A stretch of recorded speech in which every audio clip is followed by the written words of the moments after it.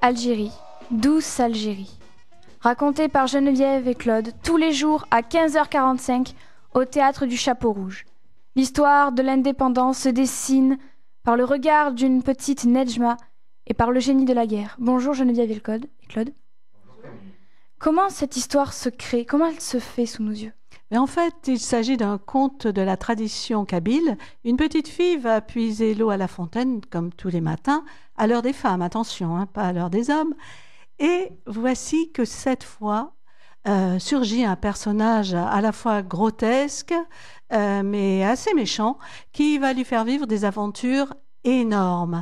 Au final, en effet, vous avez visité une page de l'histoire entre la France et l'Algérie, sans stress, puisque nous sommes dans un univers onirique, les enfants rient beaucoup. Nous avons mis des jalons avec des dates qui vous permettent de vous repérer, et nous sommes fiers car nous avons obtenu le label Ligue des droits de l'homme. C'est quand même magnifique. La forme de conte, ou plutôt de fable, est-ce qu'elle est volontaire?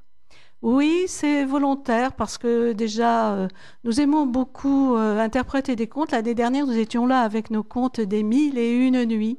Et c'est une façon, en fait, de s'adresser à tous les publics. Bien sûr, la lecture n'est pas forcément la même entre un adulte et un enfant de 7 ans. C'est à partir de 7 ans. Et Claude, alors ça fait quoi de devenir le génie de la guerre? Ça fait pas mal, je rassure tout le monde. Mais ça permet de sublimer en fait toutes les violences, de cristalliser en plus ces violences sur une personne qui est à la fois très méchant, très excité à certains moments et en même temps très ridicule. Donc en fait, chacun va y voir son propre référentiel en fait. Les enfants vont dire « Oh, il est drôle, en même temps il est méchant », ils vont avoir peur et puis ils vont rigoler aux aventures qui lui arrivent. Les adultes, on a marqué des jalons d'histoire plus ou moins dramatiques, plutôt dramatiques, et à partir de là, en fait, chacun va pouvoir trouver ce qu'il cherche, ce qu'il vient chercher dans ce spectacle. Et l'histoire de Nejma, est-ce que c'est la vôtre en fait? Non, pas exactement. Disons que j'ai baigné dans cette atmosphère et je tiens à transmettre cette histoire de la bonne façon parce que je trouve que parfois, elle est malheureusement détournée. Oui, parce que dans votre façon, il n'y a pas de prise de position, il y a juste un jalonnement de dates. Absolument. Et puis l'histoire, la grande histoire, c'est comme ça. Il y a des événements qui se sont produits et puis... Il faut le dire, c'est quelque chose qui nous sert à mieux vivre notre présent, à mieux nous comprendre, à mieux nous aimer. Au final, c'est un message d'amour entre les peuples et de fraternité. Alors moi, ce qui me surprend, c'est le titre qui est magnifique, La Fontaine d'Or. Pourquoi avez-vous choisi ces deux mots? Alors, il y a cette idée de puiser comme tous les jours à la fontaine l'eau dans une époque où on n'avait pas l'eau courante facile au robinet. Et puis, il y a également le miracle de l'or, cette histoire de caverne d'Ali Baba, en l'occurrence, dont les clés sont détenues par ce personnage assez affreux. Assez affreux, oui. Puisque l'or va sauver la vie après.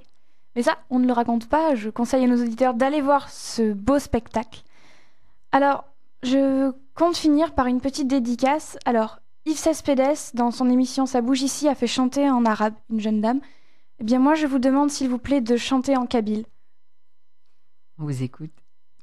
وفيق السكر سادة والثمر أرجازه سراح يفد الثمر التجللي افغد مينه وافغد مينه أرجازه سراح ثارت نكنه أرجازه سراح ثارت نكنه.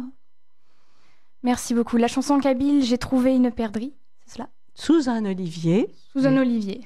Merci beaucoup. En plus, les oliviers, c'est très important chez nous. On rappelle les lieux et les heures. Donc, cette histoire racontée par Nejma et le génie de la guerre, vous pourrez la retrouver à 15h45 au Théâtre du Chapeau Rouge tous les jours. Et il faut rajouter qu'après le spectacle, pour le prix d'une limonade, vous pourrez être initié à la calligraphie arabe. Merci beaucoup de votre venue. Merci, Merci à à vous. vous. C'était un grand Beau, plaisir. La calligraphie, merci. Vous nous laissez votre petit flyer? Merci bien.